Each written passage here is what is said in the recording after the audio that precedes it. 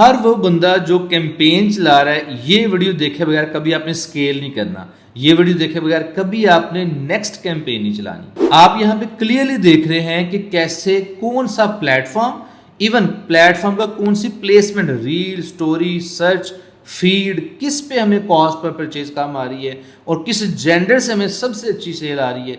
इन straight को use करके अपनी अगली कैंपेन बनाएं या इस कैंपेन को एडिट करके उसको ज़रा सेट कर लें। बिस्मिल्लाहिर्रहमानिर्रहीम, अस्सलाम वालेकुम। हमारे पास एक वेबसाइट, एक ऐड अकाउंट ऑडिट के लिए आया, तो उसमें कुछ चीज़ें ऐसी थी जो मैं समझता हूँ लाजमन आपको बताना चाहिए। देखिए, क्लाइंट की वेबसाइट, उसकी प्रोडक्ट्स जो हैं वो उसकी अमानत है, वो हम डिस्क्लोज़ नहीं करेंगे, लेकिन उससे जो लर्निंग हो सकती है वो तो मैं समझता हूँ कि आपको सिखाना चाहिए। कुछ बहुत अच्छी बातें थी, कुछ इसमें इम्प्रूवमेंट की ज़रूरत थी, उस पर फोकस करते हैं। उनका गिला ये था कि सेल्स अच्छी नहीं है, हमारी सेल्स डाउन हो जाती है। नंबर 2, एक सबका मसला ये रहता है कि एक कैंपेन अच्छी चल रही है, जब हम स्केल करते हैं, स्केल से मुराद हम जब बजट बढ़ाते हैं तो उसकी परफॉर्मेंस डाउन हो जाती है। तो स्केल करने के भी कुछ आदाब होते हैं, कुछ तरीके होते हैं, उसको डिस्कस करेंगे। सबसे पहले आए इस कैंपेन पे। तो यहाँ पे देखिए, नॉर्मली हमारी कैंपेन में हमारे क्रिएटिव्स का जब CTR 2.5 से ऊपर चला जाता है, हम उसको एक्स्ट्रा ऑर्डिनरी समझते हैं। ये बहुत अच्छा CTR समझते हैं। CTR मतलब कि 100 में से अगर 2 लोग क्लिक करें 2%, तो CTR 2% आएगा। इनका CTR तमाम कैंपेन्स में और तमाम क्रिएटिव्स में बहुत अच्छा था, तो ये इनका प्लस पॉइंट था। CPC, cost per click, Pakistani market में 10, 12, 15 रुपये तक हो तो बेहतर है। इनकी कुछ कैंपेन का CPC ऊपर था, कॉस्ट पर क्लिक बाकियों का ठीक था। खैर, जंप करते हैं हम बाकी स्टैट्स में। यहाँ मैं कुछ दिखाना चाहता था, चार्ट्स में जाके आप एक चीज़ लाजमन नोट किया करें, कॉस्ट पर रिजल्ट। मैं इसको ना मैट्रिक को चेंज करता हूँ। सबसे पहले मैं इंस्टाग्राम और फेसबुक पे, आप देखें, शुरू में हमेशा कैंपेन ब्रॉड चलाया करें, तमाम प्लेसमेंट्स और तमाम प्लेटफॉर्म्स। उसके बाद जब एक हफ्ता कैंपेन चल जाए, मेटा की लर्निंग हो जाए, उसके बाद ये स्टैट्स देख के इनकी बेस पे डिसीजन लें। और ये हैरत अंगेज कुछ डिसीजन होंगे, चेक कीजिएगा। मैं यहाँ पे करता हूँ प्लेसमेंट के बजाय जेंडर। सबसे पहली चीज़ सुनिएगा कि क्या है। अब देखिए, यहाँ पे फीमेल से जो हमें कॉस्ट पर रिजल्ट आ रही है 1027, 1027 रुपये और 949 रुपये, ये दूसरी कैंपेन में। जबकि मेल से जो कॉस्ट आ रही है 682 और 541। इनकी प्रोडक्ट थोड़ी हाई टिकट है, थोड़ी लग्जरी है प्रोडक्ट, जो है ना, लग्जरीज और होम डेकोर से रिलेटेड हैं। तो इनको ये कॉस्ट पर रिजल्ट ये बेहतरीन है, ये ज़्यादा है। इस पे तो अच्छा खासा रुआज था 15 के करीब, अभी मैं दिखाऊंगा, तो वो बेफिक्र है। तो क्लियर कट पता चला कि इस प्रोडक्ट का जो ज़्यादा यूज़र है वो कौन है, वो मेल है। अच्छा, उसके बाद हम क्या करते हैं, यहाँ से देखते हैं कि सेल्स कितनी आई, रिजल्ट्स कितने आए। फीमेल से 35 और 17 42, और मेल से आप देख लें ये बनते हैं तकरीबन 85। 42 और 85 यानी डबल, मेल से डबल सेल्स आएंगी। अब ये भी हो सकता है कि फीमेल पे उसने बजट ही कम लगाया हो, वो भी चेक कर लेते हैं कि एड स्पेंड कितना हुआ था, तो उसको हम ये अमाउंट स्पेंड पे आ जाते हैं। लेकिन 33 और 17,000 ये तकरीबन बन जाएगा 51,000।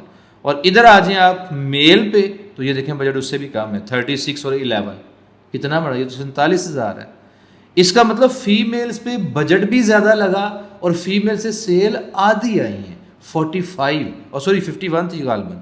वापस जाके देखते हैं रिजल्ट जो थे, हाँ जी 51। तो 51 सेल्स आई हैं तकरीबन 51-52 हज़ार रुपये लगा के, और यहाँ 85 सेल्स आई हैं 47,000 बजट लगा के। तो एक तो क्लियर हमारी लर्निंग ये हुई कि इस पर्टिकुलर प्रोडक्ट की जो राइट ऑडियंस है वो मेल है, फीमेल नहीं। अच्छा, अब ये कैसे करना है, क्या हमें मेल के लिए सेपरेट कैंपेन चलानी चाहिए? नहीं, मेल को टारगेट करने के लिए या मेल पे ज़्यादा बजट लगाने के लिए इसी कैंपेन के अंदर हम एक छोटी सी ट्वीक करेंगे, छोटी सी सेटिंग करेंगे और ये मसला हल हो जाएगा। मैं लास्ट में बताऊंगा। नंबर 2, हमने ये देखना है कि किस प्लेटफॉर्म पे सेल ज़्यादा आ रही है। तो उसके लिए हम यहाँ जेंडर की बजाय पहले प्लेटफॉर्म सेलेक्ट करेंगे। तो फेसबुक पे हमारी सेल 70 और 24 94, और इंस्टा पे 33 और 8 तकरीबन ये 41 और 94, डबल से भी ज़्यादा। कॉस्ट पर रिजल्ट भी चेक कर लेते हैं कि इस पे कॉस्ट पर रिजल्ट क्या है। तो इंस्टा पे हमारी कॉस्ट देखें, फेसबुक पे 756 और 591, और इंस्टा पे आप चेक कर लें। इससे ये भी समझ आ गई कि हमारा जो विनर है वो कौन है, फेसबुक है, इंस्टा नहीं। नंबर 3, जो आपने चीज़ नोट करनी है वो क्या है। अब प्लेटफॉर्म तो हो गया, प्लेसमेंट कि फेसबुक विनर हो गया, पर फेसबुक में भी कौन सी प्लेसमेंट है। तो यहाँ पे अगर आप देखेंगे ना तो ये स्टोरीज हैं इंस्टाग्राम की, उस पर कॉस्ट चेक कर लें। फिर ये फेसबुक के सर्च आ गए, उस पर कॉस्ट चेक कर लें 281, सेल कम आई होगी लेकिन बहुत अच्छी कॉस्ट है। फिर इंस्टाग्राम रील्स पे आ जाए, कॉस्ट क्या है चेक करें। फिर फेसबुक रील्स पे आ जाए तो कॉस्ट क्या है। एक कैंपेन की कॉस्ट फेसबुक रील में ज़्यादा है, इंस्टा पे कम है, दूसरे की अच्छी खासी कम है फेसबुक पे। अब ये स्टैट्स आप लिखते जाएं या इनके स्क्रीनशॉट चैट जीपीटी को दें, क्लाउड को दें और उसे कहें कि ये सारे स्टैट ऑब्जर्व करो और मुझे एक राइट स्ट्रेटजी बना के दो कि मैं किस एज, किस जेंडर, किस प्लेटफॉर्म, किस प्लेसमेंट पे ऐड चलाऊं। एक आखिरी चीज, एज वाइज भी चेक कर लेते हैं, एज एंड जेंडर। यहां से विनिंग आपने एज और जेंडर निकालना है। सबसे कम जो कॉस्ट पर रिजल्ट आपको कहां पड़ी चेक कर लेते हैं। इस एज से सेल नहीं आई, जो सेल आ रही है वो ये है 65 प्लस पे, ये कॉस्ट पर परचेज 25 से 34, ये कॉस्ट पर परचेज बहुत ज़्यादा है, ठीक है। फिर फीमेल साथ बता रहे हैं, जेंडर भी। हमने वो एज ग्रुप ढूंढना है जहाँ पे हमारी कॉस्ट पर परचेज बहुत अच्छी है, जैसे ये वाली।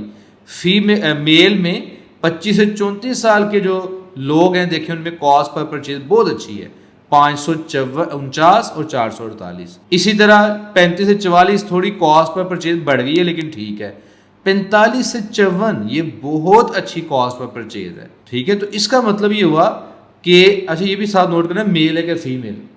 आसान तरीका पता क्या होता है, हम भूल सकते हैं। इन सब के स्क्रीनशॉट लेते हैं, जैसे मैं यहाँ पे इतने पार्ट का ये स्क्रीनशॉट लूँगा और स्क्रीनशॉट जमा करता जाऊँगा कि ये मेरे एज वाइज स्टैट्स थे और ये जेंडर वाइज, ये प्लेसमेंट वाइज, ये प्लेटफॉर्म वाइज। फिर इन सब स्क्रीनशॉट को चैट जीपीटी को दे, उसको बोलो एनालाइज करो और मुझे क्लियर स्ट्रेटजी बना के दो फ्यूचर कैंपेन के लिए।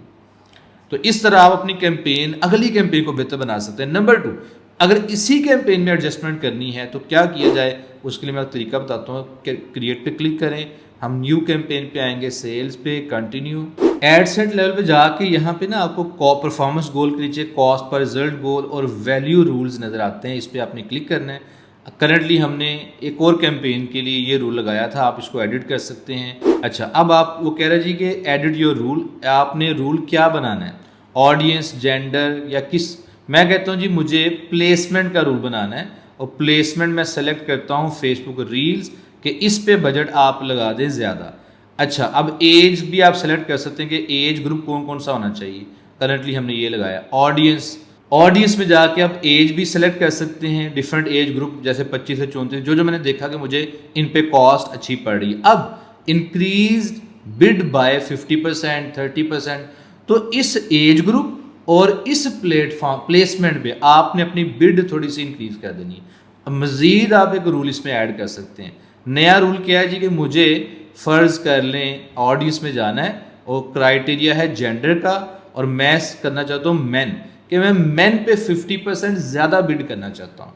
तो इस तरह जाके आप जनाब एक ख़ास ऑडियंस, एज, जेंडर, प्लेटफॉर्म या प्लेसमेंट को ज़्यादा बिड दे सकते हैं, ज़्यादा बजट स्पेंड कर सकते हैं और सेल भी उससे ज़्यादा अच्छी जनरेट हो जाएंगी। तो मुझे उम्मीद है कि इस तरह आप भी स्टैट्स देख के स्केल किया करेंगे। हम जब कैंपेन चलाते हैं, सेल्स आती हैं, जब सेल्स आना बंद हो जाए उसको बंद करते हैं, बगैर कुछ इंप्रूवमेंट किए, बगैर पिछली कैंपेन की गलतियों से लर्निंग किए अगली कैंपेन सेटअप कर देते हैं।